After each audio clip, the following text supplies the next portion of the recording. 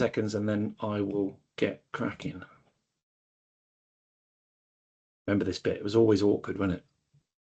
Uncomfortable, you might say. Very uncomfortable. Don't steal my corner. Hello everyone, welcome to Sprint Zero, the retrospective, or Sprint Zero Season 2, or the how much did you spend on that logo, John? Yes, 0. My name is Jon Russell, and a couple of years back, my good friend Mike Gowland and I started the Sprint Zero podcast. We did have some amazing guests, but life and other stuff got in the way, and it had to go on a bit of a hiatus.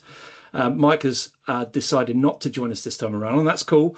He's got a pretty new baby, and his family life is pretty busy. But with his blessing, we are bringing it back.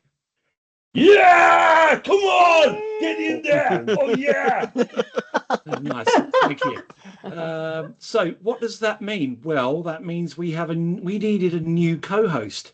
Now, or I need a new co-host. Now, all the people here agreed to be on the show, and we've had some amazing guesses from people like Sharon Smith to Howdang Rashid to Sean Ashrahan, Duncan Boyne, and Emma Claire Shaw. But no, all of you were wrong. So, with the real co-host, please step forward. Oh yeah! Now, how? I don't know. I'll keep that secret. Like, do I step? How do I step on a Teams call? I don't know how to do that, so I just waved. Hopefully that works. Nice. Heather, So yeah, how did any of you guess an hour? that is the trick. How do Heather and Jon keep it to an hour? That's never. So yeah, well here she is, Heather Perriam. Amazing. It was really nice. We had a chat back at the London D365 Power Platform User Group, and you also said in your panel that you really loved being on the Sprint Zero podcast as one of the OG guests. So first of all, how are you doing? And secondly, how does it feel to be a co-host?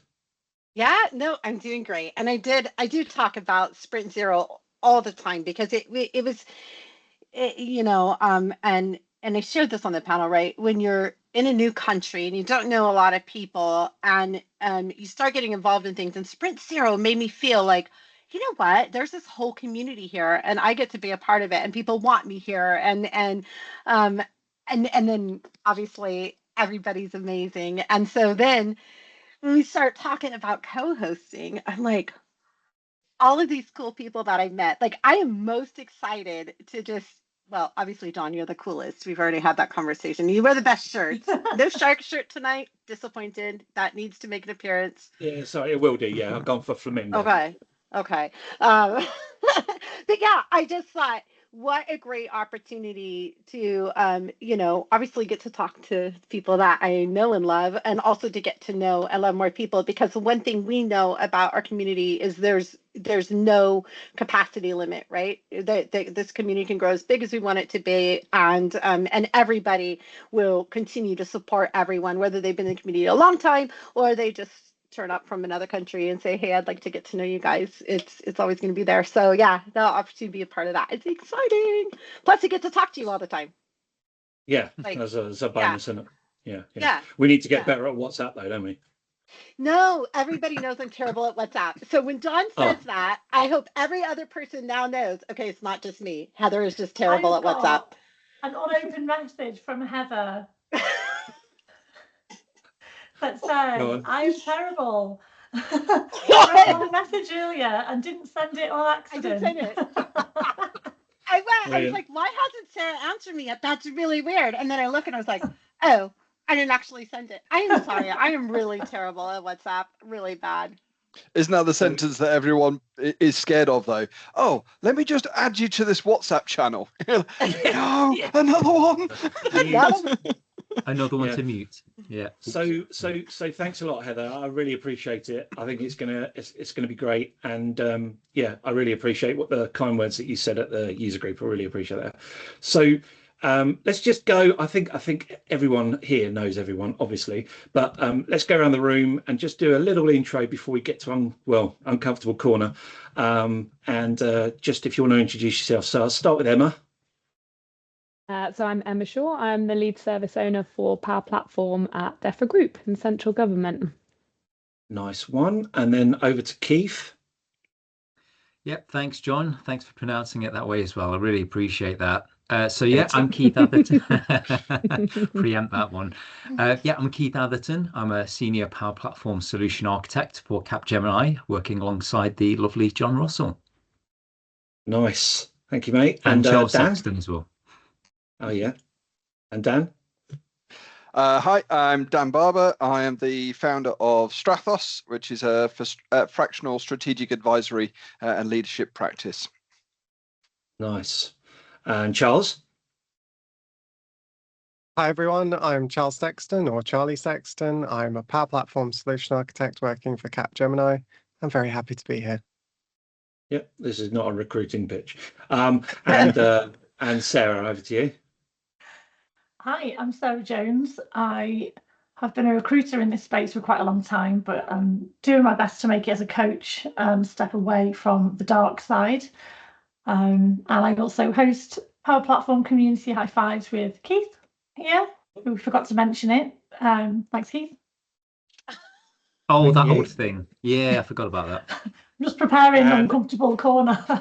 And Franco, last but no means least, how are you? You all right? I'm Franco Musso, Power Pages freelancer in the UK, and I run the Extra Life course with Sarah. It's all about freelancing and taking the leap out of normality into being able to do what you want most of the week. Nice. Love it. And Heather, do you want to just a little intro as to where you are and what you're up to? Yeah. So I am Heather Perriam, and I'm the practice lead for the business applications team at Trustmark together with Ultima. So we've recently merged, and we don't have an official name yet. So but it's been great, right? Because we get these two consultancies coming together, so you get to meet lots of new people, and yeah, I just to add, I actually started out, Trustmark has been my first and only job in the UK. I came on board as a Power Platform consultant, switching careers, right, from telecom. So it was a brand new field for me. And I moved into the solution architect role, and now as the practice lead. So I like to share insight from all of those perspectives and how it all comes together. And then I also like to talk about how to treat people as leaders to make sure that we're giving them the best experience they can have, right? And so, yeah, a little bit about me. And co-host of Sprint Freaking Zero. And co-host of Sprint Freaking Zero. How amazing is that? Right. That's like super. I can't believe you've not got a background ready or anything. I need one. Yeah, right. Yeah, but if I'd done that, then it was a little bit cat out of the bag, wasn't it, really? I almost wrote John and was like, can you send me a background so I can flip it over? So right now, we'll just put like Heather's crochet hobby right at the forefront, right? You know, and like this is my neurodivergent background. I love to crochet. I love maps and globes. Like it's all behind me, right? So now you know a lot. But next time I'll have a proper background. Nice. And yeah, I'm Jon Russell. I'm a senior technical Power Platform consultant at Capgemini as well, and work with Keith and Charles and know all these lovely people. So in true Sprint Zero fashion, then we're going to do a bit of a retrospective and look at everyone's uncomfortable corner. So Heather, you're going to go first. When was the last time you felt uncomfortable in or out of work? How did you deal with it? And what did you learn from this experience? Yeah, I feel uncomfortable a lot because I do weird things, right? And you know, but I've had this experience lately. You know, as we mentioned, I'm not from the UK originally, which you would have guessed if I hadn't said that, right? You know, but I've been here long enough that I forget it's still a surprise to people sometimes when I start speaking, like, whoa, she's not from Devon, you know? And so, and usually it's fine because we could just get to have interesting conversation. But there's a lot of stuff going on in my home country right now that has a lot of people talking. And so it's weird, right? Because I'm walking around in this environment and like people I know, we can have open conversations, but you know, day to day, I try to just be like, hey, let's agree not to talk about things that might make one of us sad and just move on with my business. But I'm still a person. So recently I went into the GP, and the GP was like, hey, we need to do some blood tests, right? And I'm not remembering during these experiences that I'm American, because I'm concerned about this blood test, and I'm concerned about what are they going to find out, and I'm going to have to take tablets, whatever. And so then I go and I'm making an appointment. I got a same day appointment, you guys, from the GP to go get my blood drawn. How cool is that, right? So I also bought a lottery ticket, but I think I used it all up with the blood test. And so I go in, and then, the lady calls me back, and we're chatting like I always do on the way back. And then, I get the like, where are you from?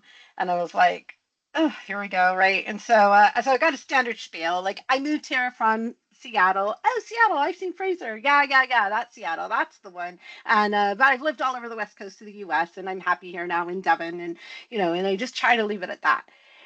And I promised you, she's got my arm out, and she's got the little band thing. She's tightening, and as she's tightening, she goes, so what do you think about Trump?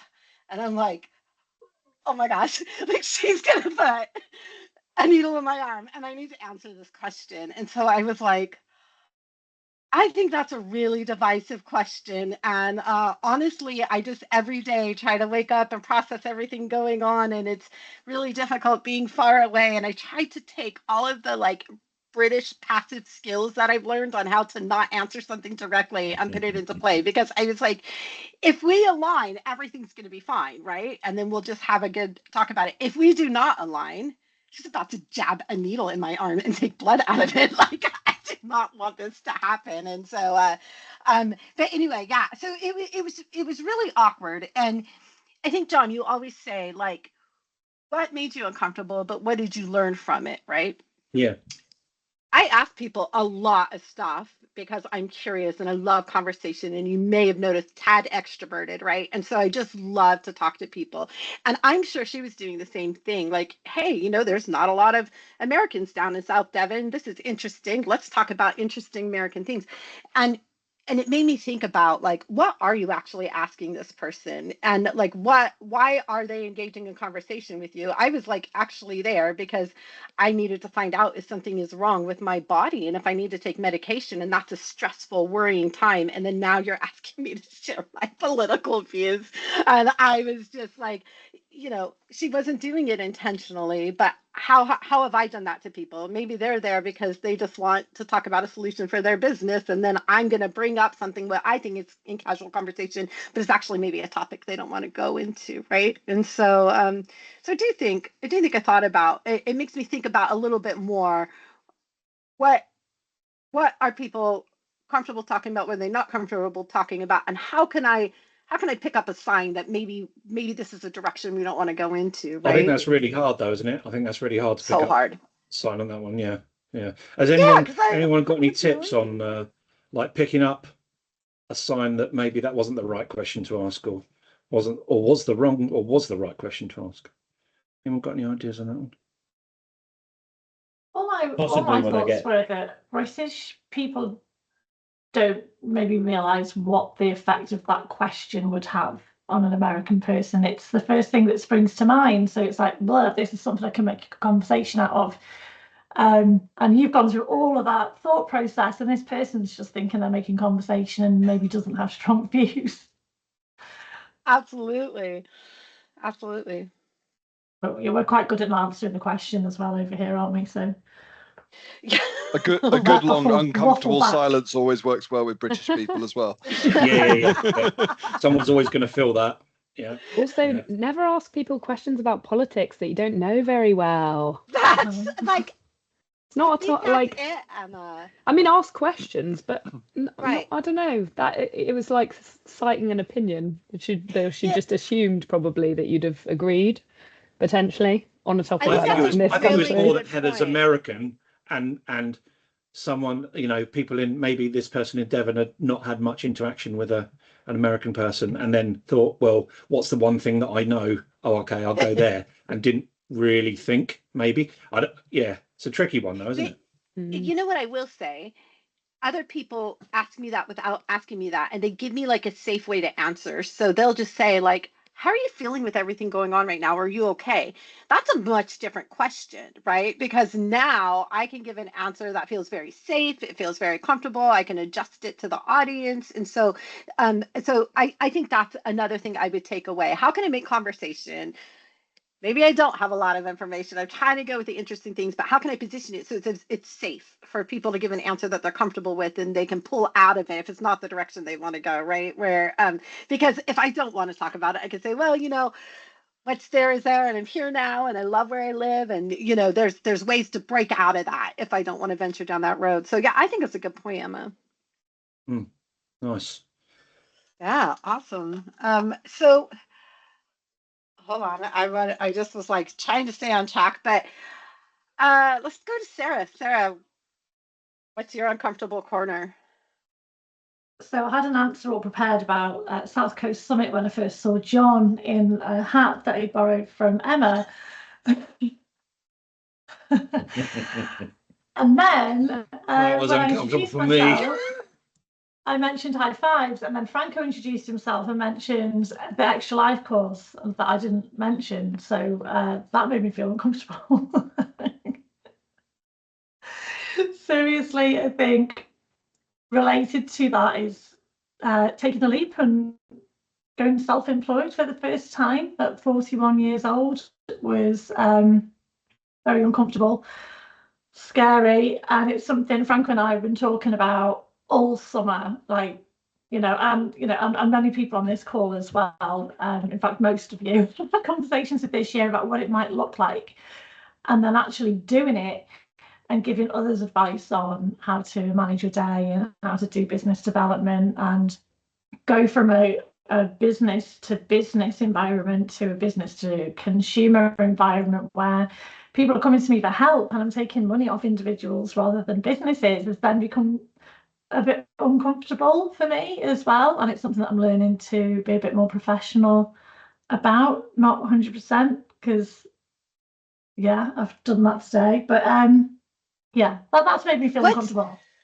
What's different about it, Sarah? Like when you say taking money from a person rather than a business, what feels different about it? So I've placed people into your team and charged your company a certain amount of money. Yeah. That comes out of the business. That doesn't come out of your pocket. Our relationship is what it is. It's friendly and lovely. And then the money is coming out of Trustmark's pocket. So it's a professional relationship and they've got loads of money, I think. I don't know.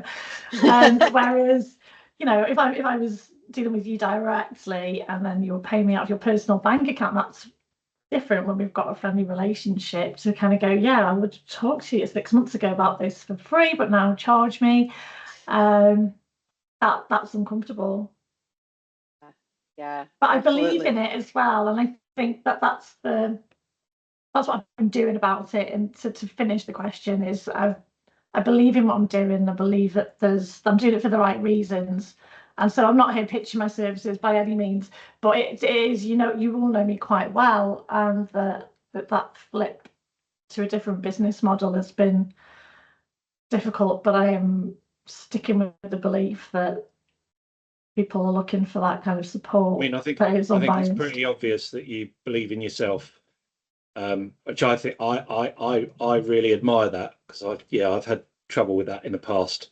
And I think that's really important that you have that. And I think honestly, I think it's taken me about 47 years to kind of get to that. Takes a long time. Yeah. I think a lot of that has come from Franco. Honestly, I have strong opinions on what people should do with their careers based on experience, and I do believe in the experience that I've got. But then, yeah, Franco's been a big cheerleader over the last year or so, I have to say. I'm taking myself out of not mentioning Extra Life at the start of this. Nice. Thank you very much, Sarah, for sharing that. So over to your partner in crime, who is in room 2, Franco. When was the last time you felt uncomfortable in or out of work? And well, I've done a bit of a short list, because as Sarah knows, I'm a disaster. So I'm going to preface this by saying I love my parents very much, but they feature a lot in this list. So I've driven a car through the wall into my parents' living room. I broke the ice meeting my boss in a previous job by announcing I'd just driven a van through the showroom wall by accident. I put a chair through my mum's windscreen from the inside when I borrowed it. I've hung myself on a ski lift in front of the whole school trip's worth of people. Had to be closed down, which no one was too happy about. I once rushed to answer the door at my landlord's place when I was staying away contracting. Someone had been beating on the door for ages. So I ran the halfway down the stairs, jumped, and went straight through the antique floorboards and answered the door. But it must have looked like 2 feet tall, and it was just some idiot asking who I'm going to vote for in the upcoming election, which I could have boiled them on the spot. That's my best one. I once had a really touching teaching moment as a trainer where I could see something that I said had finally clicked. So I was like, come on, let's gather round and have a real heart-to-heart moment. So we've got this horseshoe formation of desks. I perch on the edge thinking, like, this is what a pro teacher would do. And as everyone's leaned in, paying the full attention, the first desk gave way, and then all the monitors just slid down towards me, which was quite embarrassing. And then in at number 2 was I once hit my quite scary dad on the wrist with a sledgehammer really hard after a long run up. It's not what I was aiming for, but the most uncomfortable I've been was probably right then when he said, try again and hit the wall this time. Because he's holding a wooden stake against. That's the definition of a safe place to fail, isn't it? Oh my gosh. Wow, the And then confidence of your dad. When I realised I need to grow up and do the adulting thing, I accidentally locked child number 1 in the car whilst collecting newborn number 2 from the hospital. That was, took some skill to get out of. Oh, that's impressive. I went serious last time, so I thought like I'd the go silly floorboards this time. one, if I'm honest. I think I'd like to hear a bit more about the floorboards one, if possible. Well, that's about it, apart from the discomfort of obviously the landlords coming home and explaining what had gone on there. But I had a series of hints. I was always really slim and trim until I was working away contracting. I had a few hints that I might be getting a little bit overweight. So one of them was breaking those desks. The other one was falling through the floor, and the other one was turning up to a training session on a surprisingly hot day in Leeds. And as I was getting out of the taxi, I felt my trousers split back to front. So I was stood in a baking hot office all day in my overcoat, trying not to let on to the delegate. At least you had aircon. Something's going on. Oh, how are we supposed to follow these? Yeah, exactly. It might take some of them. I love how you embrace it, right? You know, when you talk about like locking the child in the car. I remember when I had my youngest son, like we went on a walk to the park and I come back and like, I don't know. Part of this is ADHD. Part of this is just being a tired mom, right? But I couldn't find my baby. I lost him. I'm like looking around the house and I'm like, where is my baby? And my 4-year-old's running around being nuts, and I was like in tears because I lost my baby. And then it turns out he was still in the pram. I just didn't realize I hadn't taken him out of it yet, right? You know, and it's like it's these moments where like they traumatize you at the time where you're like, I just can't believe I'm going through this. And some of the stuff that you've described would be absolutely traumatizing to me. But then it's like when you take this embracing where you say like, but we did survive it, and now let's find the humor in it, or let's find the wholesomeness in it, you know. Although I don't know that your dad would find that wholesome that you like whacked him with a sledgehammer, but you know, it's still I really like that, and I think there's lessons in that, right? Yeah, I mean, suffice to say, I didn't do it again. I not. So the second swing went better. Yeah. Oh, that's awesome. Okay, so Dan, when was the last time you felt uncomfortable in or out of work, and how did you deal with it? What did you learn from it? Apart from having to follow that. I know. Right. And then like, I guess when I say in or out of work, you're probably like always working, aren't you? In some way. Yeah, I guess. I mean, inevitably, it's the most recent example for me is obviously tied to forming Strathos, right? So, you know, I've just exited perfectly stable stable work, stable income for the last 20 plus years, and suddenly now I've got an unpredictable income. So that hugely makes me uncomfortable. But it does really sort of sharpen your mind as well. But I think it's made me coach myself a lot more. So I have a lot more introspective moments, and I'm much more sort of analytical and critical of, my time.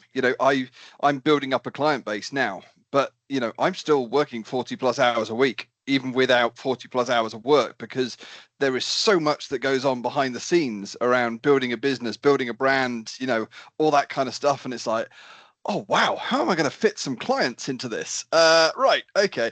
And I found a lot of it is kind of, people talk about rocks and pebbles and grains of sand and stuff like that in terms of objectives.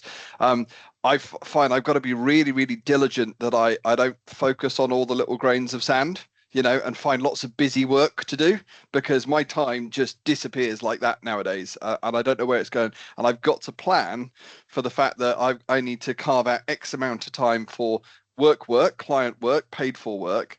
But then I've also got to balance that with the time for doing lead generation, following up and doing pitches and sales, going out and doing some brand and thought leadership and marketing, and then servicing the clients and the sort of after sales, if you like, and making sure you're following up. So there's, you're wearing every hat, so it keeps you really, really busy. So you've got to, for me, the learning there is, focus on. I think there's a good extract from Franco and Sarah's Extra Life course, where it's about like hitting those big tasks, hitting those rocks, choose that most difficult task first and get that done.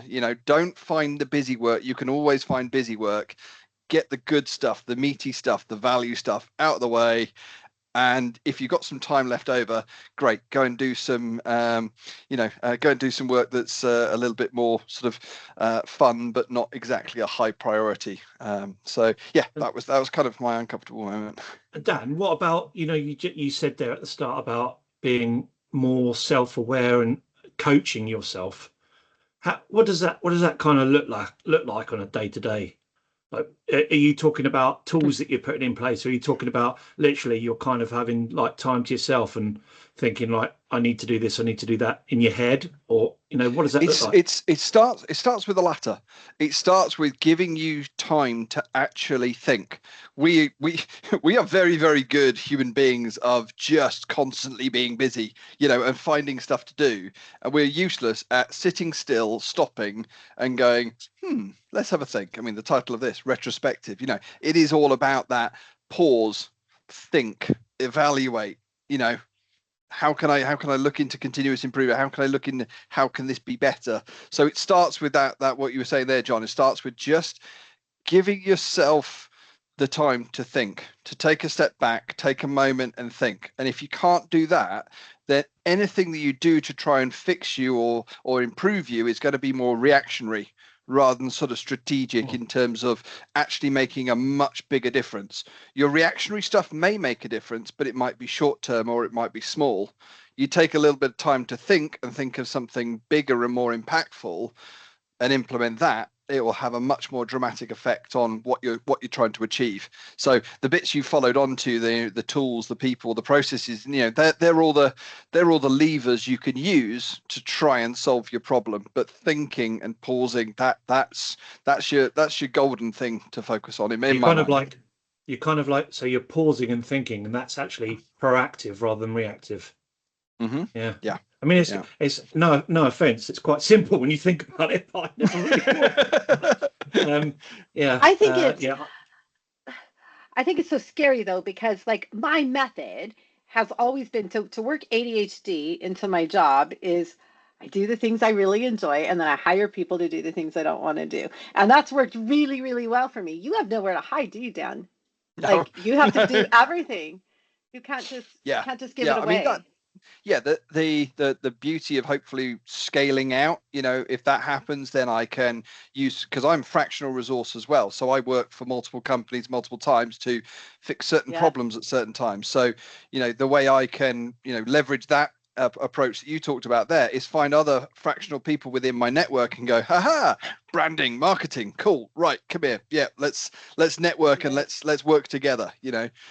So that's definitely the future.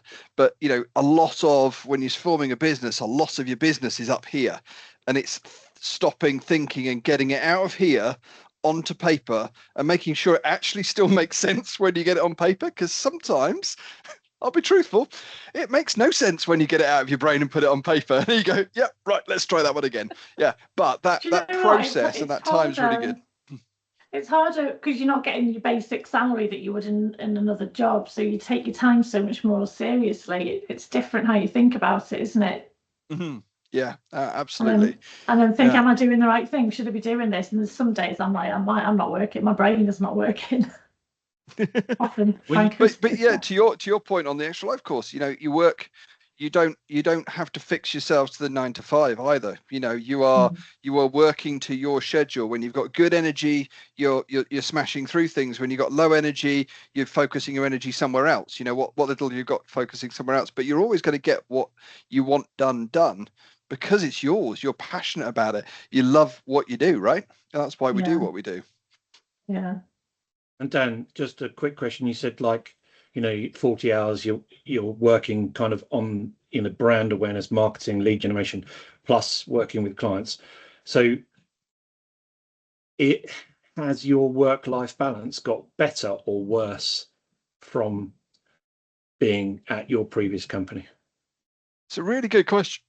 So it's like anything, it depends on the metric you use, right? If you're using literally time, I would say it's slightly on the positive, you know. So okay. I get, you know, I take my daughter to after school clubs, you know, you know, when she clocks off at 3 o'clock, you know, I'm also clocking off and I'm going to pick her up and we're going to go and do jigsaws and do stuff like that. You know, I get to be able to do that. But then again, I do top up a few hours here, a few hours there, but I don't feel guilty because I'm having really high quality time with Sophia, and that's awesome. You know, so I think if you're using just a metric of time, probably I do a little bit less hours than I did in a full-time enjoyment, but they're hours that I choose. And they've given me, you know, the other metric of work-life balance, the true work-life balance, you know, happiness, it's way, way better. You know, I'm so much happier. I'm doing much more thinking, you know, I'm reading again, I'm learning again. Like I've got so much, you can probably tell how I'm talking. I'm absolutely loving it. Yeah, it does really come across. And like, that's one thing, you know, everyone on the call are like really epic presenters, but, you know, I feel like with yours, Dan, I don't know, I can't really explain it, but like I've seen a lot of your talks and stuff at various different user groups, but I always feel like I learn something new, even if you're doing the same thing again. I don't know really what it is, because I don't know, it's hard to explain, but there's always something. There's something slightly different, and maybe that's how you are internally, and then that kind of comes across in how you present, I think, which I think is really, really strong. Yeah. Thanks, Dan. Thank you, Cheers, mate. Nice, I think a lot of us as well, they'll get to hide behind the technical stuff we're presenting, don't we? Whereas Dan, it's you know, is all exposed truths, isn't it? Yeah. I mean, I haven't done any speaking for a while. I'm trying to do some, but none of my sessions really have been technical as such. They're kind of more around, you know, similar stuff to what Dan's doing. Yeah. Okay, so thanks, mate. Appreciate that. Cheers. Charles, when was the last time you felt uncomfortable, and how did you deal with that? I've been thinking about this, and I'm always trying to push myself at the moment to feel uncomfortable, because I feel that I'm growing if I'm uncomfortable. Where through the majority of my adult life, pretty much all of it, I haven't really pushed myself that much to feel uncomfortable, and it's slowed down my growth. And last year, I started up a YouTube channel with my friend Josh Giles. We've got Power Squared, where we're talking about Power Platform stuff. So it's a topic that we're comfortable talking about, but putting ourselves out there on YouTube, that can be quite daunting. You never know how people are going to take to it, and you never know who's going to watch it and what they might be thinking about you. So that makes me feel somewhat uncomfortable. But I think the most uncomfortable moment was actually at South Coast Summit. Prior to going to South Coast Summit, I had contacted a conference organizer, not one of the South Coast Summit people, but for another conference. And I had said to them that I keep getting rejected from conferences, but there's only one major conference that I've been accepted to go and talk at before. And I wanted to just talk to them about how can I get accepted with my sessions? Is there something that I'm doing wrong? I just want to understand. And so they agreed to speak with me at South Coast Summit because they were attending as well. And so I was trying to track them down throughout the whole day and just couldn't find them. And I kept trying to almost isolate myself a little bit sometimes so that I was available to speak to them when I could find them. And I just ended up being in the canteen area, just standing on my own, looking around because they had agreed that they would be there and they never turned up. And so I felt very uncomfortable because I was thinking, well, I'm here on my own. I'm waiting for them. I feel lonely and unsure of what's going on. I feel a bit like a stalker now as well, which is very uncomfortable, and just couldn't find them. But the good side of it is that I decided not to just stand there looking silly or uncomfortable or feeling like I looked silly. Maybe I didn't. But I just chatted with the people that were around me, and they were people who I had no idea who they were beforehand. I just started talking to them. And that was my way of pushing myself and building new friendships as well. And yeah, it worked out okay in the end, but I still look back on that feeling kind of uncomfortable. I don't like that stalkerish feeling. That doesn't feel good. No, I think you should name and shame me. That is. Don't worry, we'll cut it out. No. I'm sure they didn't mean it. I think that being a conference organizer, and there's someone who is, I think, relatively prominent in the community, that they have people coming up to them all the time. I'm sure they didn't intend it, but for little old me, it just felt like, I was even smaller, I suppose. And so did you, because you were using that time to kind of stay in the canteen area waiting for that to happen, I take it you didn't go to many things, or you did, or? No, I did. It was just throughout the day. I was trying to meet up with them in different areas and I was constantly looking around for them. I only saw them once and it wasn't a time when I could approach them because it just wasn't appropriate at that moment. So yeah, it didn't ruin the day for me. I had a great time, and people on this call were there as well, Emma and Keith. And so yeah, had a really nice time and had great conversations with other people. So in the end, the day worked out well, and they apologized to me after the conference and said sorry that they didn't catch up.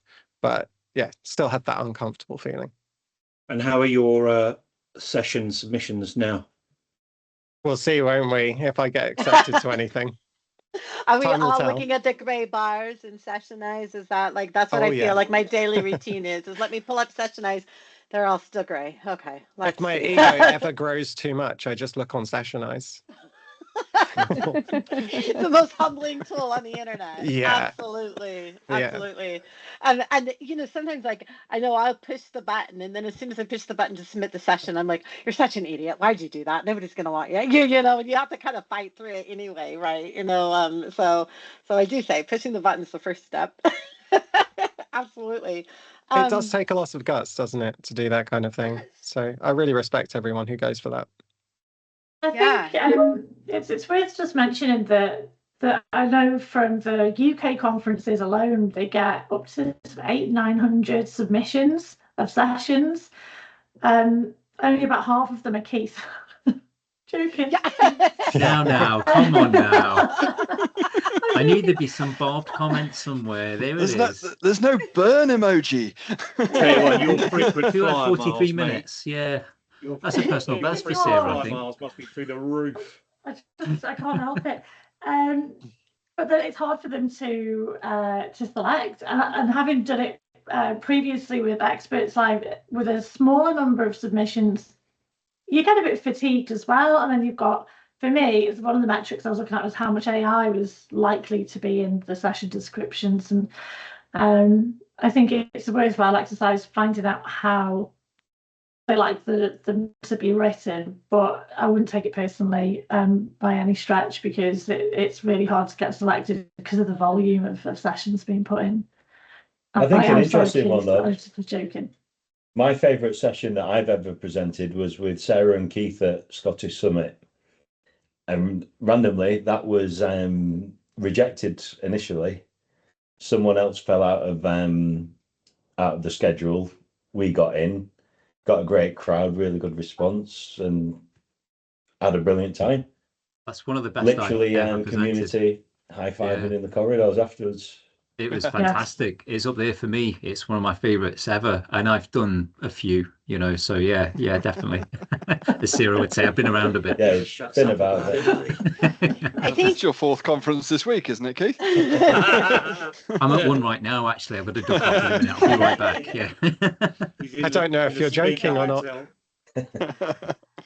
I think Keith set himself up to be the next one. So, Keith, I think you should talk to us about the last time you felt uncomfortable in or out of work, and how did that go for you? Yeah, actually, I'm going to stay on a similar theme right there, actually. And, while I do speak quite actively at events, particularly over the last year, it's really ramped up. I don't fully know why. It's been a really, really nice positive thing, but I'm doing the same thing as I always did. I'm trying to write them the same way and submit to the same events. So I don't know if it's just, sticking with it. Persevering's been getting me there. But yeah, I think last year,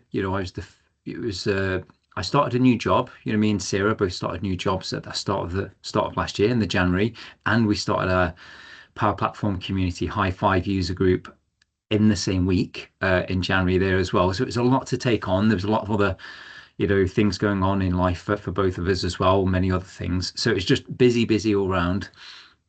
And then I had this first world problem, this dilemma of getting accepted to so many events while trying to be present in a new job and be successful and showing I'm putting the time in and getting the work done. And it was it wasn't just the time away, it was the travel involved and things like this. And again, it was a great position to be in.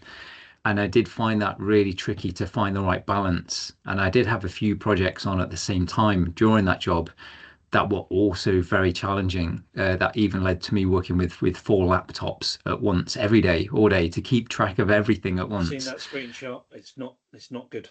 That's right. No, it's not good.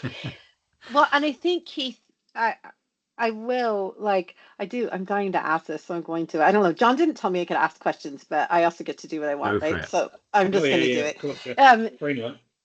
Because you have this perception in the community as being just really super approachable, and I hear people all the time when somebody, oh, you should talk with Keith, because you're just somebody that super approachable, super supportive. But I know, and funny enough, I was just talking about this with somebody today. It's really weird for me when somebody comes up to me at an event and they know me and they get really excited that they met me in person, because they've developed this parasocial thing that I didn't know existed. I'm like, how do you know who I am, right? And they're like, I can't believe I'm meeting you, And but with your, you must have a lot of that. And how do you balance that when maybe you are low energy and you are trying to balance this big stuff going on at work, and somebody's like, oh, Heather told me you were a great person to help me with this, so she said I should reach out, and how do you juggle all that? Yeah, it's a great question, because I actually had that today with a new starter where I work. And we typically set up these networking calls. Well, other people do it on your behalf. And I had one of those today who had the same reaction you just mentioned of, I introduced myself very briefly as, and they just looked at me and said, I know who you are. And I thought that could go either way, right? That could mean one of many things. And I was like, oh, so I'm infamous. Like, oh, how did you hear? He says, oh, yeah, I've been following what you do on LinkedIn, and I've been to a few events you've been to. And he's really nice, really positive and encouraging. We had a really good chat. We hit it off, and it was really nice. And I never take that for granted, when everyone's got that nice words to say and they're aware of you, just because of, we've all worked really hard to get to the places we're all at now. So I just thought, well, that's really sweet. But I was keen to just learn a bit more about that. Again, am I seen as the trainer guy or the power apps person, or what, or worse, what are they thinking? What's their perception? But in the end, it was really nice. And you're right. I think if the energy's low, or the social battery is, a bit low for that time. There was this actually with this actual person, I was actually due to have like a networking call with them last Thursday, but as a bit of a last minute thing, because I've got a few things going on, I actually late notice decided to take off the Thursday, Friday to handle a few things before I was back in. So that kind of meant they never caught me at this low energy, busy, flustered, or whatever moment. And it was deferred to a time when it suited us both better.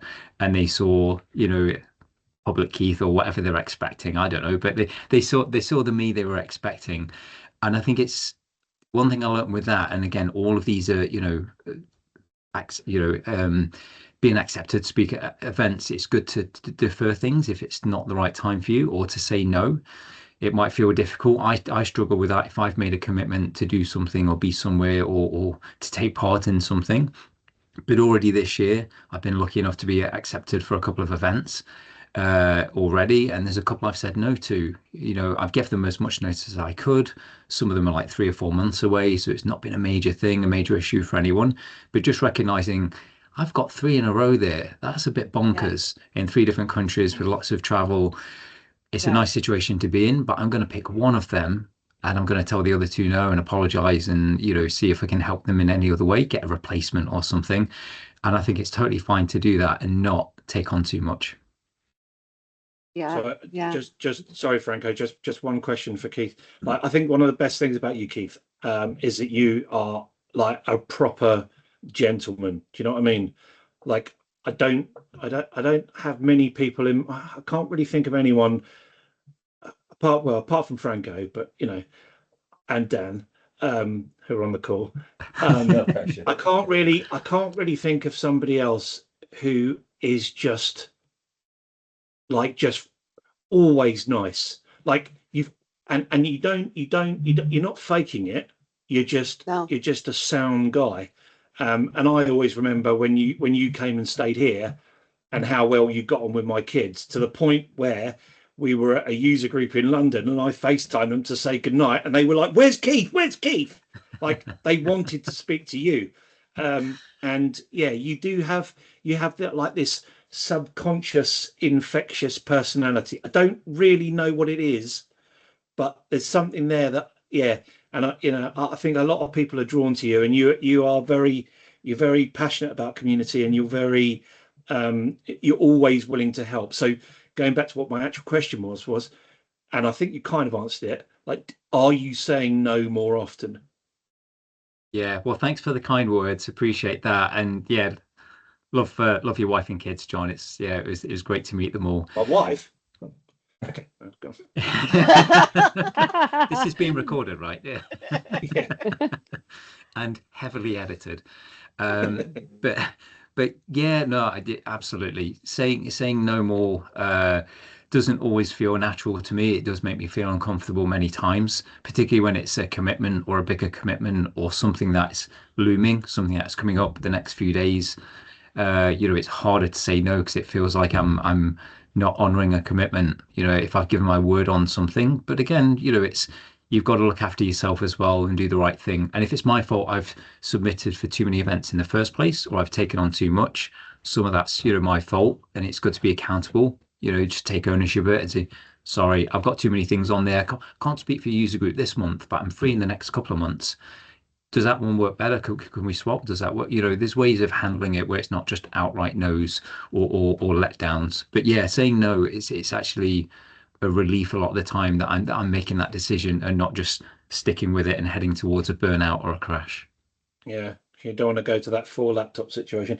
If any, I don't know if you've got that publicly anywhere, but that is one of the scariest photos I think I've ever seen. Franco, sorry, man.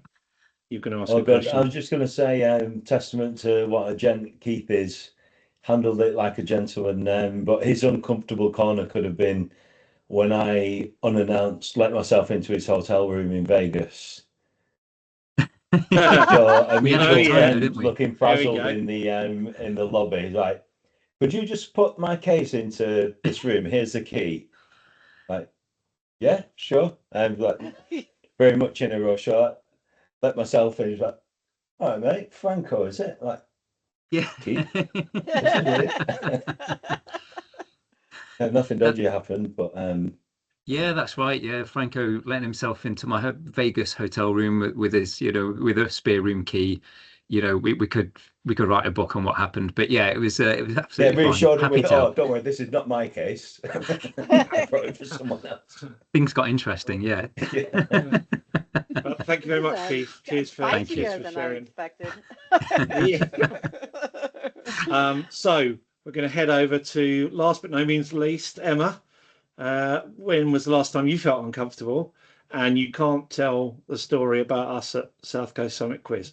No, I've got one earlier than that. I've got one with a little bit of imposter syndrome and a little bit of a toilet incident for you. So it's a little bit of a mix for you.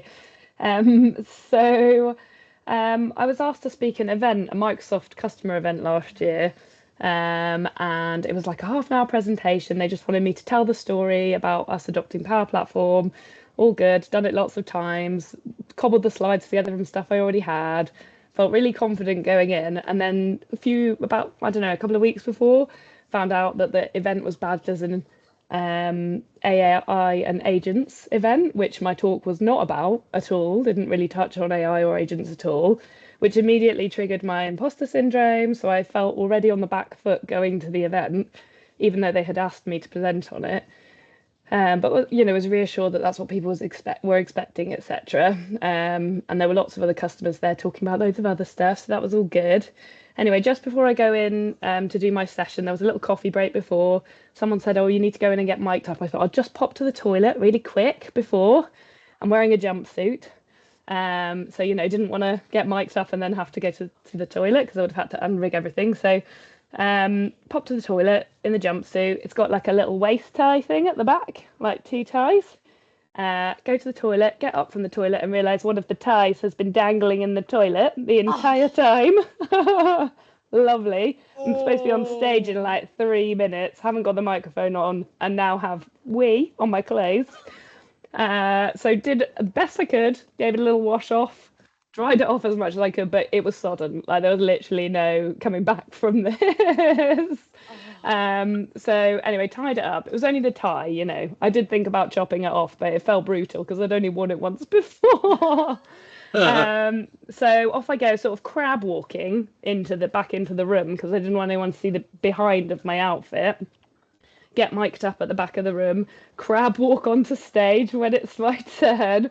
So completely got away with the wet thing, but I think like considering that I'm already feeling like an imposter on the stage because of the fact my talk's not about AI or agents, and now got a little bit of a wet incident going on. But anyway, did the talk. Also wasn't very prepared for the talk because I was feeling like I've told the story lots of times before. So the whole thing was a bit rushed, and actually I didn't feel great when I was on stage. Lots of people were nodding though, and afterwards a few people came up to me and they said how useful it was. So I thought, okay, so it was fine. It was actually worthwhile being here, and it did offer people value. So that is the story. There's no punchline. But what I learned from it was always rehearse, because I hadn't rehearsed my talk and I felt super confident about the content, but I had cobbled it together from other slides and I hadn't practiced fitting it in the half an hour. Don't listen to your imposter. If you're going into an event about AI and agents, but you've been asked to talk about something else, that's absolutely fine. And actually, a lot of the fundamentals I was talking about are applicable to all of those other things, certainly to rolling out agents in an enterprise organization. So shouldn't have listened to my imposter. And then also just be really careful when you go to the toilet, anytime near when you're about to go on a stage. Don't be on your clothes.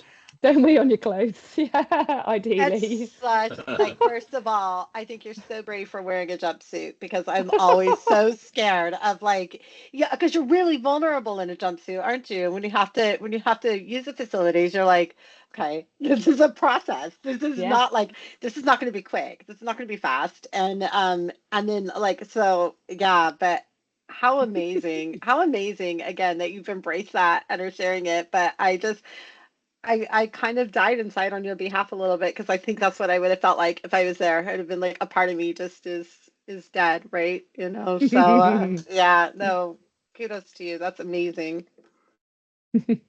Yeah, it could easily have been I did the only logical thing and tried to escape through the air vents Yeah. and then got stuck there, and it I became mean, became a bigger incident. it did cross my mind. But have you ever Yeah. tried to get out of Kingdom Street? You need somebody to swipe you out. You can't just leave there. You I'd have can't been just- stuck behind the security barriers downstairs. Probably have to jump over them. It I would have thought been a very wiping was the different problem. Oh, sorry, was story. that swiping? Imagine if thinking that this is a was bit the of a Frank story. OS type story, but the first time I met John in person, like the first moment, the first thing you said to me was at UCL, I think, for one of the all-day user groups in London, and you'd just been locked in a toilet for 10 minutes. Yeah. And I was Yeah, like, couldn't get out. who else? Yeah. Was that the from first that time you Definitely met? sounds Did like you you, John. say? friends. He came over to me and went, I've just been locked in the toilet for 10 minutes. I was like, of course you have. Oh dear. Yeah.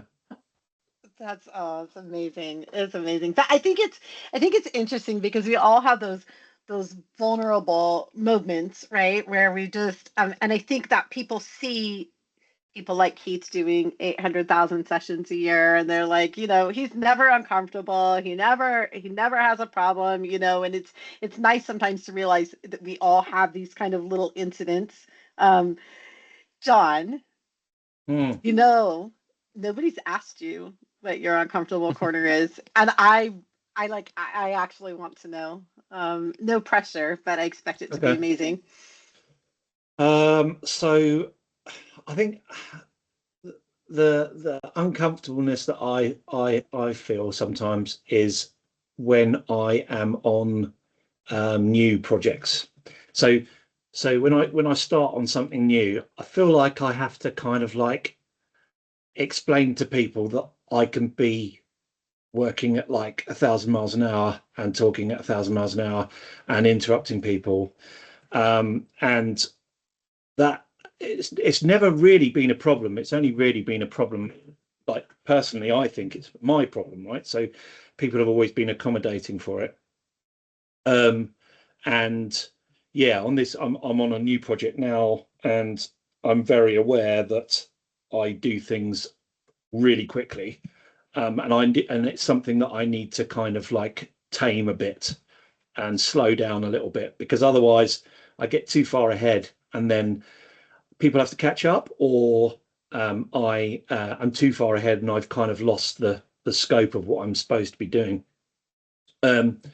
However, I have discovered the cheat code, and that has been the recent introduction of ADHD medication. Yeah. That's really So helping you, isn't it, John? yeah, You've yeah. been So really happy with that. Yeah. it has taken quite a long time to get to the level that I need and kind of sustain, but it's been in the last couple of weeks really that I've noticed. And one of the biggest things I've noticed is that before I would, and Keith, you'll know this from projects that we've worked on, I will work on something and I will keep going until I've fixed it. And I don't really have an off switch, which is a bit of a problem when you're at home. You've got kids that need picking up from school. I think I'm on number 3 where I've forgotten to pick them up from school because of that. So, but what the medication has been doing, what I've noticed the medication has been doing, is that it's been allowing me to turn that on and off. So I was a little bit worried about going onto the medication, thinking that I would lose that hyper focus. But actually, what it does is that I can turn it on and off at will, really. So I can be completely focused, and then I can completely switch off and back into dad mode. And it was always that transition that was always a problem. So yeah, thanks for asking. But yeah, there you go. That's amazing, I John. think that's good. Yeah. I love hearing it because people have different experiences, and sometimes we only hear about like negative experiences of treatment. Yeah, yeah. And I think it's important. And as somebody with similar symptoms, I cannot tell you how many times I didn't realize it was 3 a.m., but I was like trying to get this code to work, right? And I wasn't going to stop until I got it done. And that was, obviously I don't do that now. I have learned that balance, but I didn't realize it was weird. I thought it was just what everybody did. So, so yeah, I love you sharing that. Thank you. So, in the interest of time, we are going to kind of wrap up there. But before we go, I just need to do a new logo. So, Heather, can you just move to your left a little bit? Oh, hold on, other That's left. the one. I just need to do a screenshot. Wait 1 second. Thank you. That is absolutely perfect. Thank you. Yeah, there we go. Oh, Sorry, graphic that should have designer. been disclosed before I made the no makeup hair decision, just to let you know. Like, I was like, it's fine for one episode. Now it's going to be permanent, like Heather's end of the day You look. great. Fantastic. Your hair's shiny, your cheeks are rosy, Oh, and good. your skin's good. You're great. It Yeah, you works. look lovely. Oh, thank you. That's lifting each other up, right? That's what we have to do, especially as women. We have to always be elevating each other and getting us up there. So thank you, Sarah. That was I fantastic. mean it. Nice Yeah, one. that was So, great. yeah, Heather, thank you very much for agreeing to be the co-host. Yeah, like I said at the start, Congratulations. Yay! like I So said at the excited. start, I really appreciated what you said in the panel. That meant a lot. And yeah, I also pass it on to Mike, so he knows that too. Yeah. So that is a wrap, everybody. Thank you very much for being here. This is going to probably go out pretty soon because I'm saying it doesn't need an edit. I'm just going to put it out there.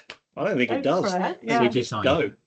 Yeah, So, I did wonder how long the edit took based on how many times per episode you would say, we'll edit that bit out. It's fine. So yeah. But Sprint Zero for people, unedited. There you go. Just change the title. for people who are watching this and you want to be on Sprint Zero podcast, there'll be some details in the YouTube video description about how to do that. And yeah, come and join myself and Heather on another Sprint Zero episode. So that's goodbye from me. Bye. It's goodbye from Heather. Bye. And goodbye from Keith because he's not on mute. Bye, Goodbye from everyone. Dan. Great to see you all. Bye, everyone. Great to see you all. Goodbye from Emma. Bye, lovely to see you all. Goodbye from Charles. Bye-bye. And goodbye from the lovely duo, Franco and Sarah. There they go. Bye-bye. Well, I think Love you've you been all. told that Sarah loves you before John on the podcast, so I would like to say, Heather, I love you. Ah, yeah, that's what we always used to do at the end. Me and Mike would just be like, I love you. And then see if the guest says, love you back. And it was always uncomfortable. So love you all. I think I tell Heather I love her at least once a week. I was but going to say, don't Sarah Amazing. and I have that. Yeah, It's we about- definitely love each Good. other. So, yeah, There should be more of that in the world. I'm happy that we all Absolutely. love each other. Right. Have a great evening. Thank you Bye very bye, much. everybody. Thank you very much. Cheers, everyone. Bye. Thanks, everyone. Bye. Bye, Bye. guys. Bye.